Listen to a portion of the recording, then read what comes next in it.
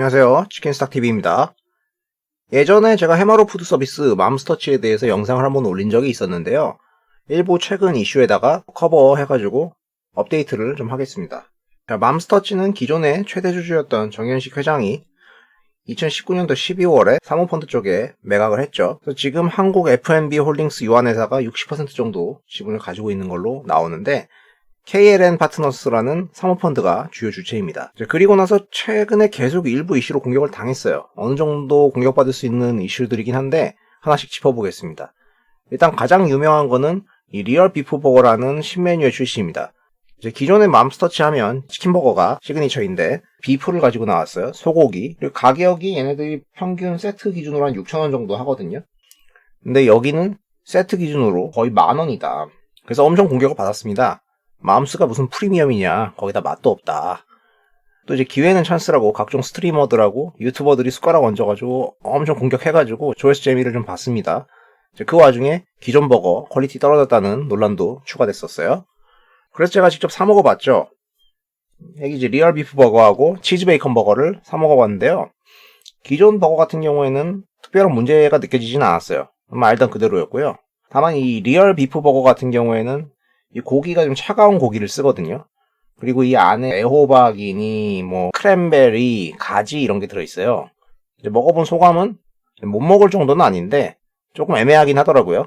누구 표현대로 이제 버거보다는 샌드위치에 좀 가깝다는 느낌이었고 디테일이 조금 아쉬운 부분이 있었습니다. 가령 이 고기가 질겨서 되게 잘 찢어지지를 않는다든가 뭐 가지나 이런 것 때문에 아래에 이제 국물이 좀 흐르든가 이런 부분이 아쉬웠어요.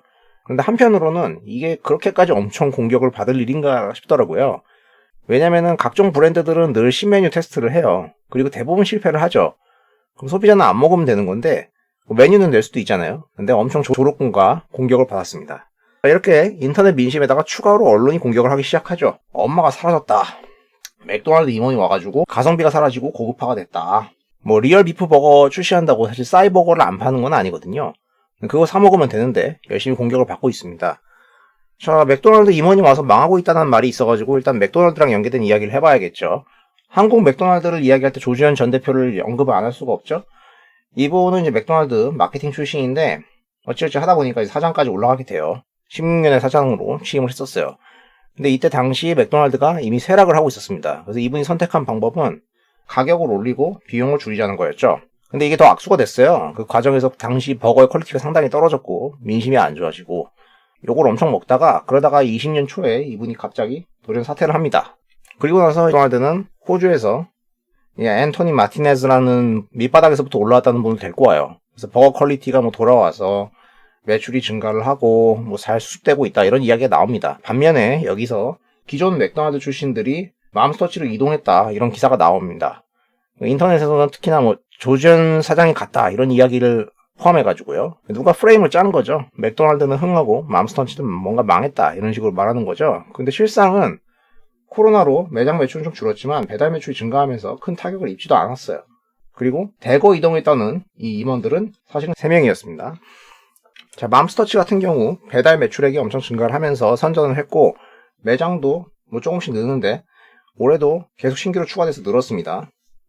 그리고 임원진 중에서 맥도날드 출신이라는 분들을 다 봤거든요. 네, 한번 보세요. 이분 같은 경우에는 2006년부터 2009년에 있었던 분이니까 엄청 오래전에 계시던 분이고 뭐 이분 같은 경우에는 HR 매니저, 인사 담당자죠. 별 상관도 없고 이분도 오래전에 계셨던 분.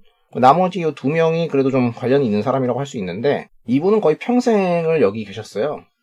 그리고 이 아랫분도 정말 오래 계셨어요. 정작 조주현 사장 같은 경우는 해마로로 갔다는 이야기가 도는데 어디서 뭐 하는지도 모르고 리스트에도 없습니다. 그리고 이 두 분이 조 사장이 있을 때 같이 있는 기간이 있었지만 이 커리어 경력을 보세요. 조 사장의 사람이라고 할 수 있을까요? 정말 오래 이 회사에 있었는데 굳이 따지자면은 16년 이후부터 있었던 이분이겠죠. 근데 이분 한 분 정도고 그러니까 뭐 맥도날드 인사가 대거 가서 망쳐놨다 이런 거는 사실 음모론이죠. 인터넷에서 까기 좋아하는 애들이 의식의 흐름 따라서 까는 거예요. 그리고 그 다음에 하는 얘기가 맘스터치가 가격을 올렸다는 겁니다. 싸이버거가 최근에 3,400원 정도를 인상을 했죠. 2년 3개월 만에 인상을 했는데 일부 버거 같은 경우 인기 없는 품목은 좀 인하를 하기도 했어요. 심지어 2년 만에 올리는 거거든요. 18년에 한번 올렸었죠. 치킨버거 베이스 가격으로 봤을 때는 가격을 올렸다고 하더라도 여전히 타사 대비 비슷한 수준이라는 거예요. 반면에 이제 엄프를 열심히 하는 MC 도널드, 맥도날드 같은 경우에는 조지현 사장이 있을 때 이미 가격이 18년, 19년도에 계속 인상이 되어 왔고요. 사실은 11년도부터 계속 인상을 해왔죠. 우리 20년 초에도 올랐어요. 뭐 만약에 21년 초에 또 올리면 호주 사장이고 나발이고 그 트렌드 유지하는 거고요. 버거킹 같은 경우도 여러 형태로 계속 올리고 있죠.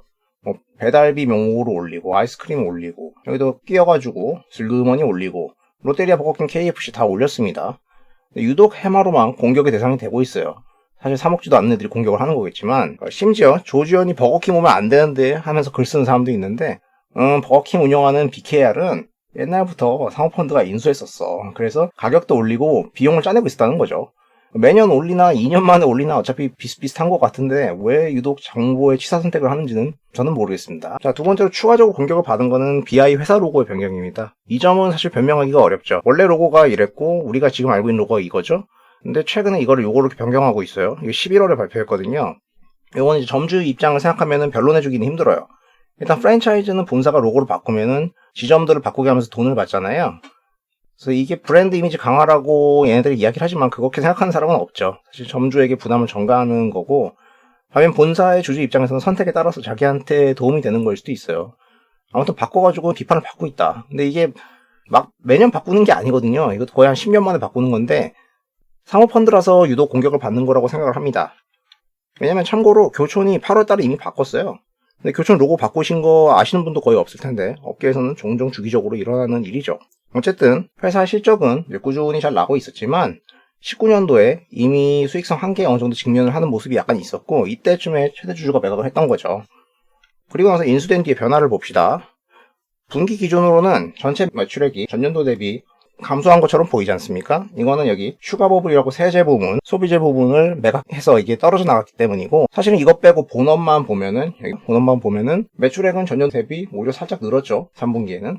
그리고 이익도 계속 개선이 되고 있습니다. 수익성은 이제 사모펀드 특유의 장기 발휘를 해가지고 좋아졌고요. 전체 OPM은 계속 개선이 되고 있는 형국입니다. 전년도 같은 경우에는 4분기가 좀 부진했었거든요. 이게 본업 기준으로 봐도 좀 부진했었는데 이게 올해는 계속 좋아지고 있으니까 4분기 되면 기저효과가 눈에 띄게 나타날 수도 있어요. 그러면 이제 주가 같은 경우에는 이익과 연동되는 모습을 보일 수 있으니까 만약에 더 개선될 수 있다고 치면은 주가도 어느 정도 따라 올라갈 수 있다는 그런 생각을 할 수 있을 겁니다. 뭐 그것과 별개로 사모펀드 애들이 따로 하고 있는 게 있었죠. 애초에 해머를 접근 포인트였는데 바로 엄청난 자기 주식의 매입입니다. 제가 최초 영상에서 자사주를 매입하고 있었고 8월달 이후로 계속해서 매입할 거라고 말씀을 드렸는데 그 이후에 50억을 더 추가로 매수했어요. 이미 얘는 60%로 보유 지분이 충분한데 자사주를 계속해서 사고 있어요. 이거는 참 특이한 현상이라고 말씀을 드렸습니다. 자, 회사가 3분기 말 기준으로 현금성 자산이 대략 600억 정도가 있습니다. 반면에 실질적인 부채는 거의 없어요. 이자 발생 부채가 거의 제로에 가깝죠. 현금이 한 600억 되는데 그래서 10월하고 11월 달에 한 150억 정도 자사주를 샀으니까 요걸 빼줘도 아직 충분히 남아 있습니다. 그래서 결과적으로 올해 11월까지 사다 보니까 자사주를 250억 정도를 취득하게 된 거죠. 그리고 연말까지 한도가 140억 정도가 더 남게 됩니다. 자, 이거를 얼마 전에 12월에 미래에셋증권 통해 가지고 또 50억을 사는 거를 매수 공시를 합니다. 지금 사고 있죠. 그리고 11월 주총에서 특이한 일을 한 게 눈에 띄는데요. 일단 이 두 안건을 보셔야 됩니다. 제 1호 안건은 일단 임직원들에게 스탁 옵션을 부여하는 겁니다. 새로운 임원들한테 주당 3,500원 매수 가능한 스탁 옵션을 줬어요. 이거는 그냥 행사하는 게 아니고 회사가 별도로 정한 사업 목적의 달성 정도에 따라서 행사할 수가 있습니다. 그거 행사 기간은 뭐 대표하고 임원하고 차이가 있긴 하지만 22년 하반기부터예요. 그럼 그 전에 뭔가 계속 좋아지는 모습으로 회사를 만들어야 돼요. 혹은 주가를 부양시켜야겠죠. 그리고 이게 중요한데 제2호 의안, 이거는 준비금 감소의 건이라는 건데 여기서 주식 발행 초과금 179억을 이익잉여금으로 전환시킵니다. 이게 무슨 의미냐면 이익잉여금은 배당이나 자사주 매입에 사용할 수 있는 거죠. 그러니까 이거에 여러 옵션이 생기는 건데 회사가 굳이 미처분 이익잉여금을 쌓아두면은 재수 없으면은 상당한 과세통지의 부담이 있을 수가 있거든요. 이걸 어떻게 쓰려고 돌려놓은 거라고 봐야 될 것 같아요. 근데 이 회사는 여태까지 크게 의미있게 배당을 준 적이 없죠. 연간 30억 정도를 줬는데 혹시나 만에 하나 올해 폭탄 배당을 뭐 이런 생각을 해볼 수도 있는 거고 아니면 지금처럼 자사주를 공격적으로 계속 사는 건데 자사주 매입 같은 경우에 최근에 50억을 추가로 공시했단 말이에요. 기존의 취득 한도가 140억이었어요. 여기서 50억을 더 사면은 한도가 한 90억 정도가 연말까지 이미 충분히 남아있는데 굳이 여기다가 179억을 더 돌려놨단 말이에요. 지금 사는 것도 더 살 수 있을지도 모르는데 이 의중이 정말 궁금한 겁니다. 만약에 5차까지 사고 나서 현재 기준으로 뭐 비슷하게 사겠죠? 그러면은 소각을 하고 나면은 주가는 주당 3,300원이 됩니다. 여기서 더 사가지고 소각하면은 더 올라가긴 하겠죠? 근데 뭔가 꿍꿍이가 있긴 하다. 그래서 이거에 대해서 계속 기회를 노려봐야 된다는 생각이 듭니다. 다만 여기에도 리스크 요인이 없지는 않아요. 그렇게 생각되는 부분이 하나 있긴 한데, 만약에 얘들이 상장 폐지를 생각을 해가지고 남아있는 유통주식 수를 다 사려고 하면 한 1,000억 원 이상이 들 거예요. 그러면 지금 가지고 있는 현금으로는 어느 정도 계속 살 수는 있지만 다 사지는 못하거든요. 근데 만약에 회사가 소각 생각이 없고 그랬을 때 이 경우가 이 건의 유일한 리스크라고 할 수 있는데, 그 경우는 연간 회사가 순이익이 한 150억 정도 나니까 시간을 두고 계속 사는 거예요, 버는 대로. 그러면 몇 년이 사실 걸릴 수도 있는 거는 리스크 요인이라고 할 수 있습니다. 여전히 우리가 사모펀드의 의도가 뭔지는 정확히 모르지만 인수 이후로 시간이 상당히 흘렀잖아요. 그 다음에 뭔가 의중이 변한 건 사실이죠. 급격하게 수익성 정책을 펼치고 있고 8월달 이후로 계속 가파르게 자사주를 이렇게 취득하고 있잖아요. 이건 사실이고, 심지어 이걸 사는 구간이 그렇게 적합한 구간인지 더 싼 구간도 있었는데 그걸 잘 모르겠고요. 특별히 주가가 오르지도 않았습니다. 이게 계속 사면은 이 상태로 계속 머물러 있기가 어렵거든요. 언젠가 한번은 지켜보는 사람에게 기회를 줄 거라고 생각이 됩니다. 사모는 오히려 최근에 여러 오명을 즐기고 있을 수도 있어요. 그것 때문에 주식을 막 파는 사람들이 많아가지고 주가가 떨어지면은 자사주를 더 싸게 살 수도 있으니까요. 근데 일단 특성상 손해보는 장사는 안 할 가능성이 높고 이익 경험을 굳이 돌렸다는 게 자꾸 걸립니다. 그래서 올해 배당부터 노려보고 한번 긁어볼 수 있다고는 생각을 해요. 안 주더라도 계속해서 지켜보다 보면은 또 다른 재미가 있을 것 같습니다. 자, 이상으로 해마루 푸드 서비스 맘스터치를 둘러싼 현황에 대해서 업데이트를 해봤습니다. 영상이 도움되셨다면 구독과 좋아요를 부탁드리겠습니다. 시청해주셔서 감사합니다.